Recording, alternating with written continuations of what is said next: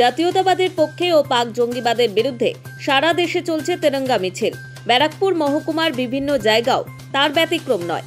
পেহেলগাঁওতে জঙ্গি হামলার পর থেকেই প্রতিশোধের আগুনে ফুঁসছিল গোটা দেশ। পাকিস্তানের 9টি জঙ্গি ঘাঁটি ধ্বংস করেছে ভারতীয় সেনা।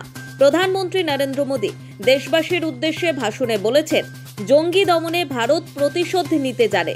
রবিবাসরীয় সন্ধ্যায় ভারতীয় সেনাকে শুভেচ্ছা জানিয়ে জগদ্দলের অকল্যান্ড জুট মিল থেকে ভাটপাড়া মোড় পর্যন্ত সুবিশাল মিছিল আয়োজন করা হয়। প্রচুর জনসমাগমকে সাথে নিয়ে সেই মিছিলে হাঁটলেন রাজ্যের বিরোধী দলনেতা শুভেন্দু অধিকারী, ব্যারাকপুরের প্রাক্তন সাংসদ অর্জুন সিং, বিজেপি নেতা তাপস রায়, ব্যারাকপুর সাংগঠনিক জেলা সভাপতি মনোজ ব্যানার্জি, বিজেপি নেতা প্রিয়াঙ্গু পান্ডে ও অন্যান্যরা। ব্যারাকপুরের প্রাক্তন সাংসদ বলেন, দেশের প্রধানমন্ত্রী নরেন্দ্র মোদীর আহ্বানে সবাই পথে নামছে, তাই আজ বিশাল তেরঙ্গা যাত্রা করা হলো।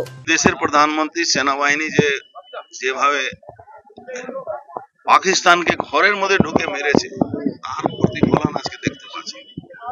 মানুষ নিজের ইচ্ছায় রাস্তায় নেমেছে, শুধু আবেদন করেছেন প্রধানমন্ত্রী, তার জন্য রাস্তায়